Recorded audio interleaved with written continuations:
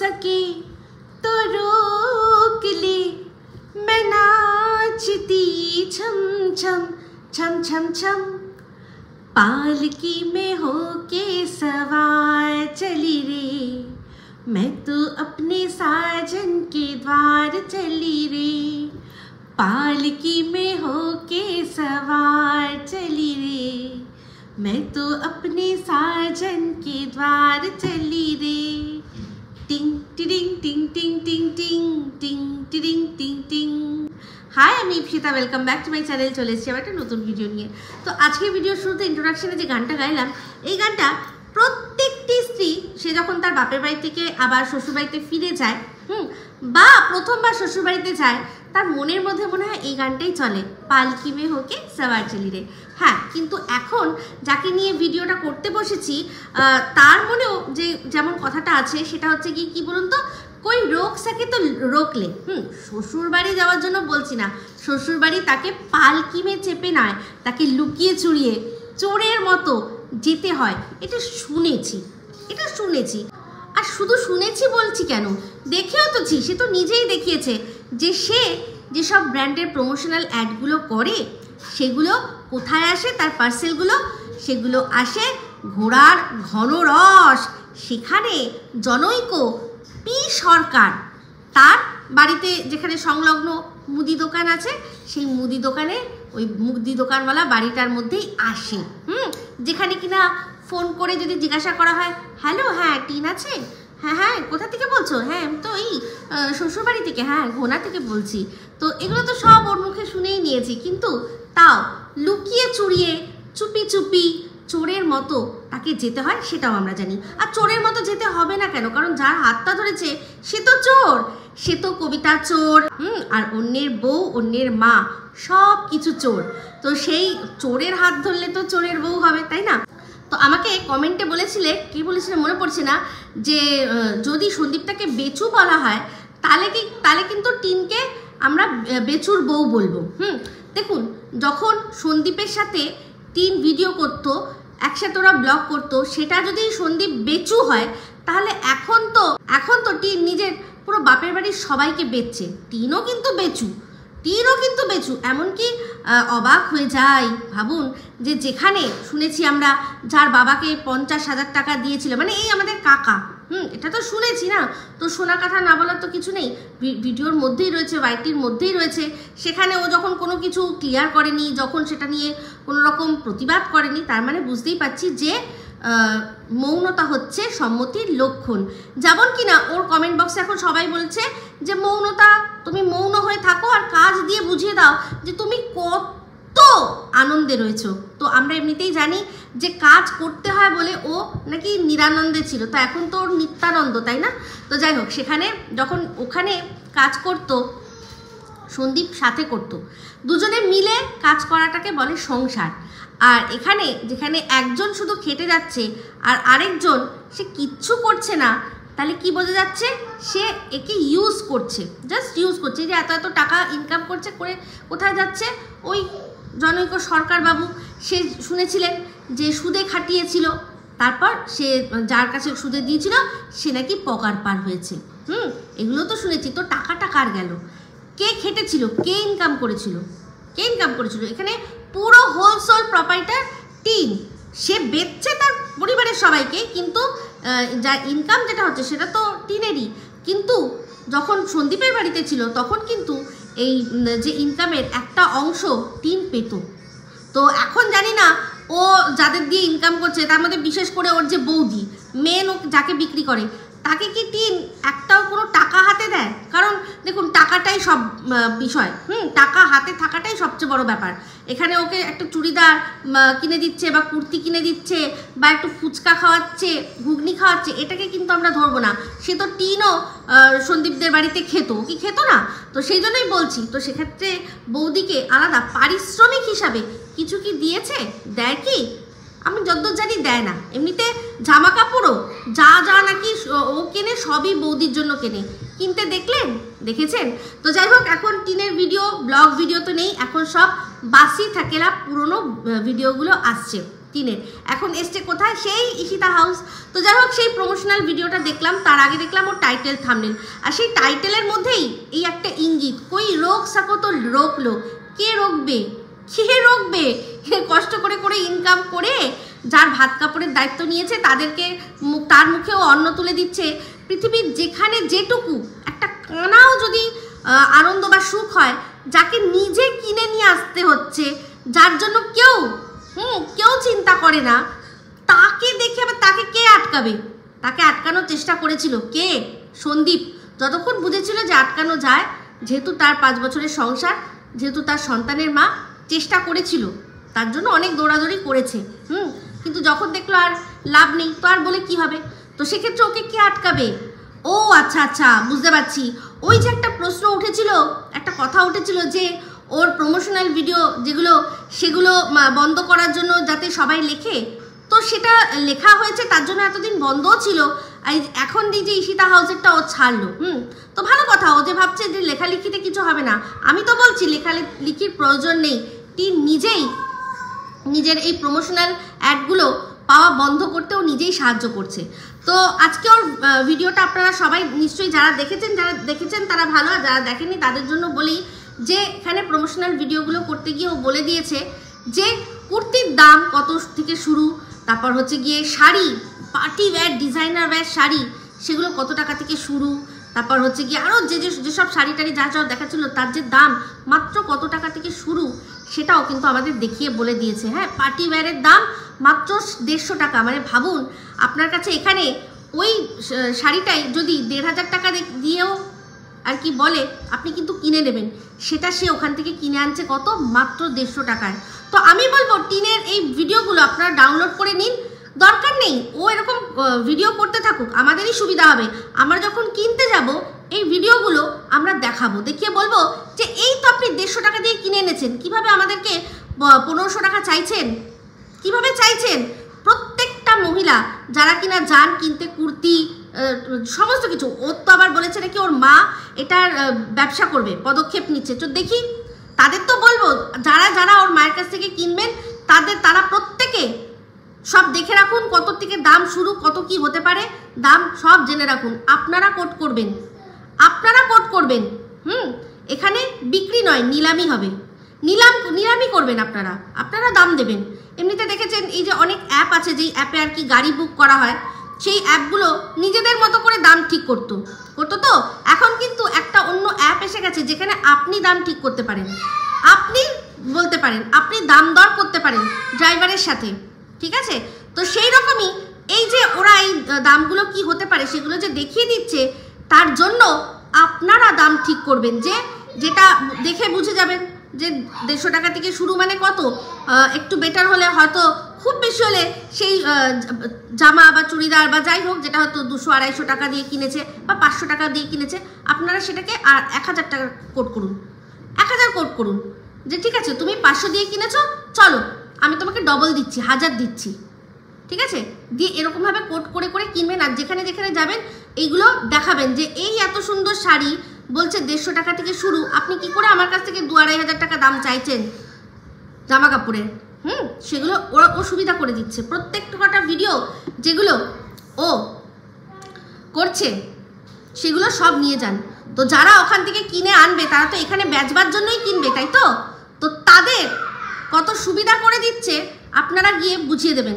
সুবিধাটা আমাদের হচ্ছে, আমরা যারা আর কি কনজিউমার, তাদের সুবিধা হচ্ছে। আমরা জেনে যাচ্ছি যেটা কত কম টাকায় কিনে আমাদের কাছ থেকে কত বেশি টাকা লাভ করছে, সেই লাভগুলো আমরা হতে দেবো না, ঠিক আছে? তো টিম, তার জন্য একটা থ্যাংক ইউ তো বানতাই হ্যাঁ। এইরকম করেই প্রমোশনাল ভিডিও করে যাও। তো যাদের লাভ করানোর করো, আর যাদের ক্ষতি হওয়ার তাদের তো হবেই, সেটা কিছু করা যাবে না। কারণ ওই যে বলেছি জানো তো, যে পাওয়ার থাকলেই হয় না, পাওয়ারের সাথে সাথে রেসপন্সিবিলিটিসও অনেক গুণ বেশি বেড়ে যায়। তো যাই হোক, সেক্ষেত্রে দেখলাম টিম বাবা উচ্চারণ করতে পারছে না, এক একটা ফ্যাক্টরি বলছে এসে গেছি আমরা এই ফ্যাক্টরি হাউসে। ইস বাবা, তাকে দিয়ে করাচ্ছে প্রমোশনাল ভিডিও। তো যাই হোক, আশা করি বোঝাতে পারলাম যে কাদের লাভ হচ্ছে আর কাদের ক্ষতি। তো যাই হোক, এই ভিডিওটা তো অনেক পুরনো, সেটা বুঝতেই পারছেন। এরপর দেখলাম ওর মায়ের ভিডিও চ্যানেলের মধ্যে সব ব্লগ হচ্ছে, কিন্তু কিচ্ছু এখন দেওয়ার ওর মা বলুন বাবা বলুন কারোরই এখন নতুন বা টাটকা ভিডিও দেওয়ার কোনো পারমিশন নেই।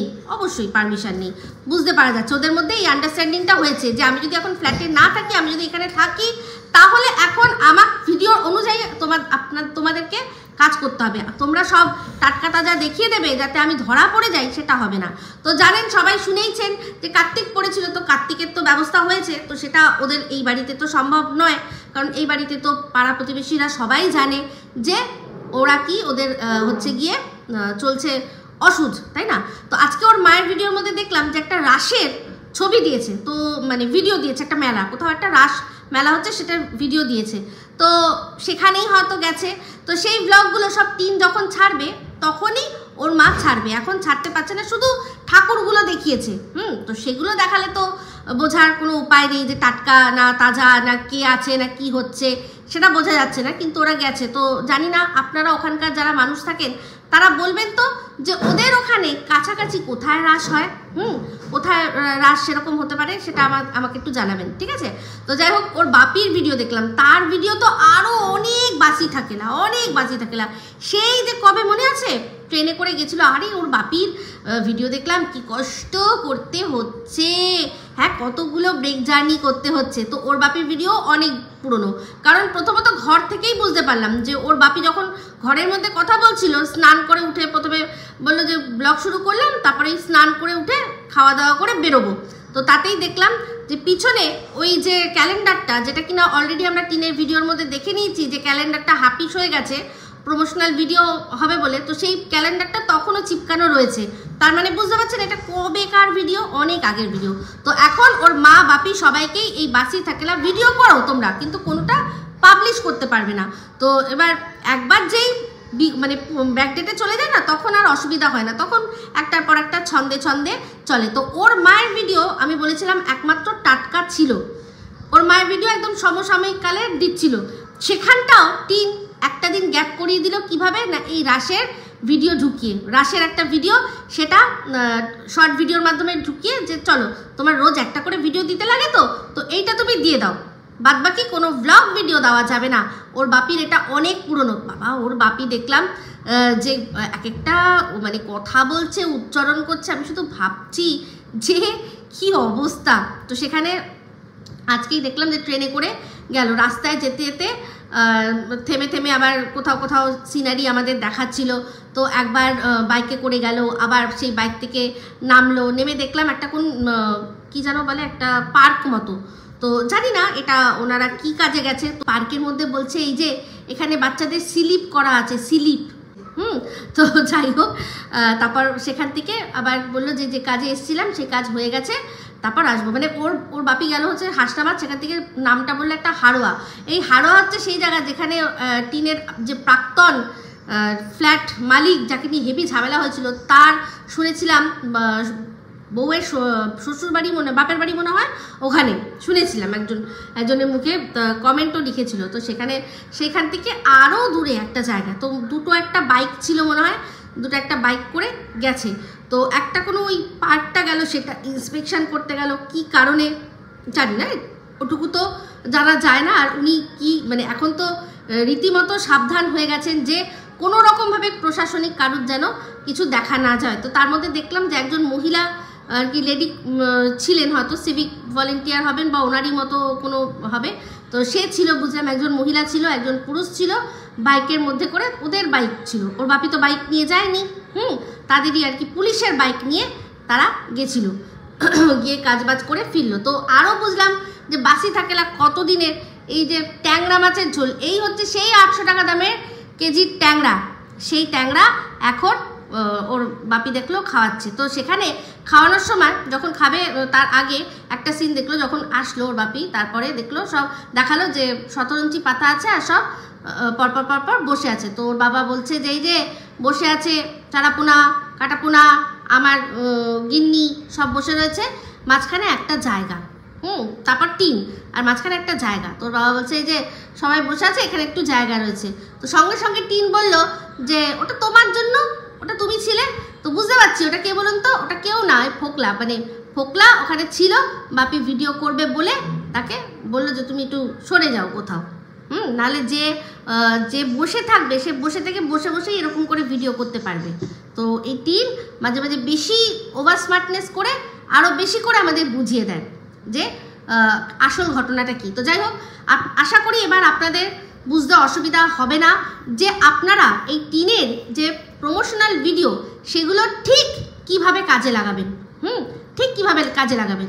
তো অনেক অনেক কনজিউমার তাদের সুবিধা করে দিল। যারা ব্যবসা করে তাদের কথা ছাড়ুন, তারা আমাদের বুঝতেই পারছে আমাদের থেকে কত টাকা তারা ইনকাম করছে, অনেক বেশি টাকা।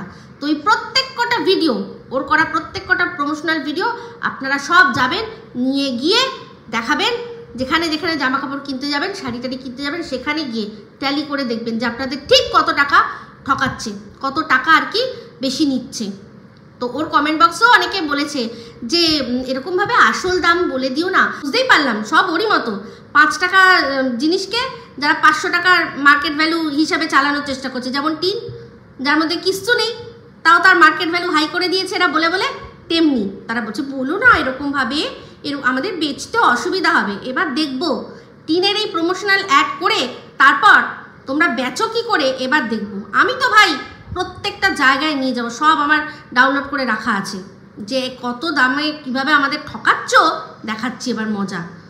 ঠিক আছে, তো দেখি ওকে এরকম আরও কত জায়গায় প্রমোশনাল ভিডিও করতে ডাকে। আমি তো চাইবো ডাকুক, কারণ ও তো কনজিউমারদের ভালো করছে, তাই না?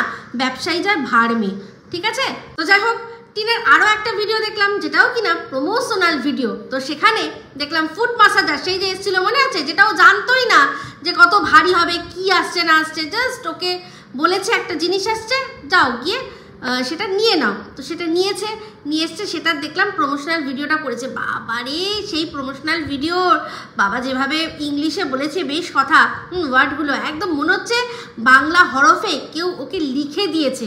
কারণ ওর কিন্তু হিন্দির জ্ঞান কতটা বা ইংলিশের জ্ঞান কতটা আমরা সবাই জানি। তো আমার মনে হয় এই ইংলিশ ওয়ার্ডগুলো ওকে বাংলায় কেউ লিখে দিয়েছে, সেগুলোই ও দেখে দেখে পড়েছে। কারণ ভয়েস ওভারে কথাগুলো বলছিল, তো যেটুকু করার সেগুলো ভিডিও করে নিয়ে ভয়েস ওভারে দেখে দেখে পড়ে পড়ে বলেছে। তো ওরে গুতো ওই ভিডিওটার সবই ঠিক আছে, সব ঠিক আছে। তো সেক্ষেত্রে বুঝতেও পারছিলাম যে কতটা রাগ হচ্ছিল, কারণ এই প্রমোশনাল ভিডিওটা করার জন্য ওর কিন্তু নখগুলো, ওই পায়ের যে এক্সটেনশনের নখগুলো, সেগুলোকে কিন্তু বলি দিতে হয়েছে। তো একটা জিনিস দেখলাম যে সবচেয়ে হাস্যকর, সেটা হচ্ছে একদম শেষে বলল এই প্রোডাক্টটা যে ব্যবহার করেছি তার বিফোর অ্যান্ড আফটার দেখো। তো বিফোরের দিয়েছে সামনের থেকে এরকমভাবে পাতার ছবি, আর আফটারের দিয়েছে পায়ের এই যে এরকমভাবে, যেখানে কিনা পায়ের তলার বা এই অংশগুলো দেখা যাচ্ছে। ভাই পুরোটা তো দেখাতে হবে, তাই না? বিফোর আফটার যদি দেখায়, তো বিফোর ওর পায়ের তলায় কতটা রাস্ট, মানে কতটা নোংরা ছিল, কতটা আর কি বলে না চামড়া উঠে যাওয়া, বা আরও যা কোনো প্রবলেম, ফাটাফুটি যা ছিল, সেগুলো তো ভালো করে দেখাতে হতো। সামনে শুধু ওই নেল পলিশ পরা পায়ের ছবি একটা দিয়ে দিয়েছে, আর আফটারে দেখলাম যে পাটা মানে ঘুরিয়ে সাইড আর সামনে দুটো মিলিয়ে একটা ছবি দিয়েছে। তো ওটা দেখে আমি হাসি পেলো যে এইটা দেখে বিফোর আফটার এইটা দিয়ে কি লাভ হবে, আমি বুঝবো কি করে? ও তো আমি বালতির মধ্যে গামলার মধ্যে পা ঢুকালেও, গামলা বালতি তার মধ্যে পা ঢুকালেও ওই রকম হয়ে যায়। তার জন্য এত দামি জিনিস আমি কিনতে যাব কিসের জন্য, তাই না? তো যাই হোক, আমি বলেছিলাম না এই প্রোডাক্টগুলো বেশিরভাগ পার্লারেই থাকে, সব পার্লারে থাকে। এগুলো আমি ব্যবহার করেছি। তো মানে খুব বেশি দিন ব্যবহার করলে পায়ে, বা যাদের পায়ে প্রবলেম রয়েছে তারা ওই যখন ডুডু করে নাচে না, তাতে কিন্তু প্রবলেম হয়। যাদের বিশেষ করে আর্থারাইটিস বা কিছু রয়েছে তাদের একটুখানি প্রবলেম কিন্তু হয়। এটা আমি আমার পার্সোনাল এক্সপিরিয়েন্স শেয়ার করলাম। এবার যার ব্যাপার তো জানেনই তো, পেহলে ইস্তেমাল করে ফির বিশ্বাস করে। তো যদি মনে হয় পার্লারে গিয়ে আগে একবার এই ধরনের যারা প্রোডাক্ট ব্যবহার করছে সেখানে গিয়ে দেখুন, দেখে মনে হয় যদি যে হ্যাঁ ভালো লাগছে, আরাম লাগছে, তারপর না হয় পারচেস করবেন, তাই না? তো আজকে যে ভিডিওটা আমি দিয়েছি TGM ইপসিতা এক্সক্লুসিভে, সেখানে আপনারা অনেকে অনেক ভালোবাসা জানিয়েছেন। তো সেখানে এই দালাল সম্পর্কে একটা কথা বলতে গিয়ে একটা পয়েন্ট ওর কথার আমি বলতে একটুখানি চুকে গেছি, সেটা এখন বলি। আচ্ছা, এই দালাল বলল যে এই মেয়েটির সম্পর্কে, হ্যাঁ, এই মিমি, সে নাকি তার বয়ফ্রেন্ডের যে আর কি বুঝতেই পাচ্ছেন, বয়ফ্রেন্ড প্রেগনেন্ট করেছে, তারপর সে যে খালাস করেছে, সেটা নাকি তার বয়ফ্রেন্ডের সম্মতি ছাড়া, তার কনসার্ন ছাড়া। এটা কি করে সম্ভব হয়? এটা কি করে সম্ভব হয়? তো এই যে ছেলেটি যে ভিডিওগুলো পাবলিশ করেছে তার মধ্যে একটা ভিডিওর মধ্যে আমরা শুনতে পেয়েছি, বলছে যে তোর সাথে আমার 8 বছরের সম্পর্ক, দীঘা ঘুরতে গেছিস, 3 বার খালাস করেছিস। তো সেখানে ছেলেটি কিন্তু একবারও বলেনি যে আমার ইচ্ছার বিরুদ্ধে বা আমার মর্জির বিরুদ্ধে বা আমাকে না জানিয়ে করেছিস কাজটা, বলেনি। তাহলে দালাল কি করে বলতে পারলো এই কথাটা যে ছেলেটির সম্মতি ছাড়াই মেয়েটি খালাস করেছে? তার মানে এই ছেলেটির সাথে ওর যে যোগাযোগ রয়েছে, ওদের মধ্যে যখন কথা হয়েছে নিশ্চয়ই দালাল জিজ্ঞাসা করেছে যে কেন করলে বা কী কারণে। ছেলেটি হয়তো বলেছে যে যেহেতু এই দালালের নিজেরই একটা অপূর্ণ জায়গা রয়েছে, সেক্ষেত্রে এটা খুব সেন্সিটিভ ইস্যু, ওর মনেই হয়েছে যে আমার হচ্ছে না, এরা দেখো 3বার কীরকমভাবে খালাস করেছে। তো সেক্ষেত্রে জিজ্ঞাসা করেছে কেন করলে, কী জন্য করলে। ছেলেটি হয়তো তখন ওকে বলেছে যে আমি করাতে চাইনি, আমাকে না জানিয়ে করেছে। সেই জন্যই এত কনফিডেন্সের সহিত ও বলতে পারছে যে 3বার খালাস হয়েছে, আর সেটাও এই মেয়েটির বয়ফ্রেন্ড মানে এই দালালের মনুর ইচ্ছা বা তার সম্মতি ছাড়া। আশা করি বোঝাতে পারলাম। তো দালাল, কিরে দালাল, তুই তো গিও রে, তুই যাবি না। তুই অবশ্য যাবি কি, তোর মতো নির্লজ্জ বেহায়া মেয়ে ছেলেরা কোনোদিনও কোথাও যায় না। সব একেবারে দেখছিস না যেরকম বরের ভিটের মধ্যে বসে নোংরামি করছিস, সেরকমই তুই করে যাবি। সেরকমই করে যাবি, করে যা। যাই হোক, ভিডিওটা শেষ করে দেবো, কিন্তু তার আগে একটা পার্সোনাল কথা। আগের ভিডিওটাতেই আপনারা সবাই বলেছেন যে ইপসিতা খুব সুন্দর চুলটা সেট করেছো, তো তাদেরকে জানাই যে না, সেট করিনি, হ্যাঁ আজকে একটু কালার করেছি। আর আমার কাছে তো অলরেডি একটা যেটা হেয়ার ড্রায়ার আছে, ওটা পুরো প্রফেশনাল হেয়ার ড্রায়ার যারা ইউজ করে যেরকম পার্লারে, সেরকমই ওটাকে দিয়ে বেশ ভালো করে চুলটা শুকিয়েছি। কাটটা যেরকম ছিল একদম সুন্দর হয়ে গেছে। তো এটা এই একদিনই মনে হচ্ছে এরকম, তারপর দেখবেন আবারও নেতিয়ে যাবে। তো যাই হোক, একটা কথা না বললেই নয়। আমি জানি আমার ওপর অনেকে হয়তো রাগ করেছেন। আমি আগের দিন বলেছি যে টিনের মা মানে অমাবস্যা দেবী, তাকে অনেকের মনে হচ্ছে আমি নাকি বলেছি তাকে সুন্দরী। আমি সত্যি কথা বলছি, তাকে সুন্দরী বা বিশ্রী কোনোটাই আমি বলিনি। আমি টিনের সাথে তুলনা করেছি যে টিনের যা বয়স, তার চেয়ে ওর মা ওই বয়সে থেকেও এত দৌড়াদৌড়ি, ঝাপাঝাপি, সূর্য প্রণাম করেও ওর মার যা চেহারা টিনের চেয়ে অনেক বেটার। আমি ওনার যে ফিগারটা মেনটেন রয়েছে দেখে বাইরে থেকে যা মনে হয় সেটার কথা বলেছি, তুলনায় টিনের সাথে তুলনা করে বলেছি। আমি ওনাকে আলাদা করে কোথাও মানে সুন্দরী, হেভি ওসব একদম কোনো কিছুই বলিনি, ঠিক আছে? তো আমরা সবাই সবটাই দেখতে পাই। তবে টিন আর টিনের মা যখন পাশাপাশি যায়, সত্যি কথা বলতে টিনের মায়ের চেহারা অনেক বেটার লাগে পিছন দিক দিয়ে, মানে ফিগারের দিক দিয়ে। বাদ বাকি মুখ তো সেটা আপনারাই খুব সুন্দর করে ওনার কমেন্ট বক্সে লিখে দেন। ওই রকম ভালোভাবে ডেসক্রিপশান আমিও দিতে পারবো না, ঠিক আছে?